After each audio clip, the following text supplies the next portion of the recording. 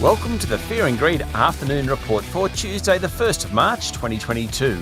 I'm Sean Aylmer. Every afternoon, we bring you the 5 news items that happened today that you really need to know about. Let's jump into it. Story number 1 is all about the market and the economy. The Reserve Bank came out today and said the war in Ukraine puts new uncertainty into the global economy and the central bank is willing to be patient. In other words, it ain't rushing to lift interest rates. The comments came as a Russian military convoy approaching Kyiv stretched for more than 60 kilometres. Thus far, the Ukrainian forces have defied the Russian troops and defended the capital city. But it's just not clear how long that can last. And a Ukrainian Army General Staff official page on Facebook says Russian forces are encircling the city. Shelling in Kharkiv continues. That's the second largest city in the country, with many civilian casualties. At home, Prime Minister Scott Morrison said the international community should seek to impose the maximum costs on Russia, including being suspended from the G20. He said Australia had pledged $70 million worth of lethal and non-lethal support to help Ukraine, including the provision of missiles and ammunition. Story number 2 is the local market. The S&P ASX 200 finished up 0.7% today to 7,097 points. At one stage, it was much higher, but it faded in afternoon trading.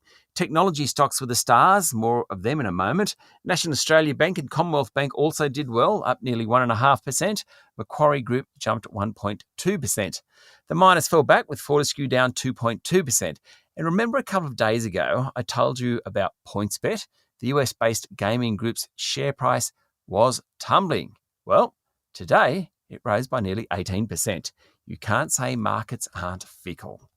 Story number 3 is about the tech stocks. The technology sector jumped more than 5% in the first 2 hours of trading today, led by a big gain for Block, which has nearly erased its losses for the year after better than anticipated results last week. Block, of course, bought Afterpay earlier in the year. Block shares closed up 13% today in the ASX, while other large tech companies moved higher. REA was up 3.5%, Xero jumped 7%, and WiseTech Global advanced nearly 5%. Tech stocks have been out of favour, but with the war in the Ukraine continuing and floodwaters deep in Queensland and New South Wales, investors like the safety of tech companies. Story number 4 is all about the floods down the east coast. Now, New South Wales is bearing the brunt of the weather, with the flooding in the northern town of Lismore unprecedented. More than 300,000 residents are subject to 26 evacuation orders, and 17 council areas have been declared a national disaster. The state recorded its first death today from floodwaters, and about 600 ADF personnel have gone to the Lismore area. Disaster support payments have begun flowing, and more than 31,000 flood claims have been received. Premier Dominic Perrottet said the next few days in Sydney and the south coast of New South Wales will be very wet, and he suggested people should show caution before travelling. He suggested it could be a once-in-a-1,000-year disaster. Fortunately, the worst for the weather is over in Queensland and most of the very northern part of New South Wales, but some towns remain flooded and isolated. And story number 5 is about the latest Intergovernmental Panel on Climate Change from the United Nations. It has some very frightening commentary. This is among the most reputable of the reports in the climate change debate. The latest report says nearly half the planet's population are highly vulnerable to a devastating array of climate impacts, and time has nearly run out to ensure a livable future for all.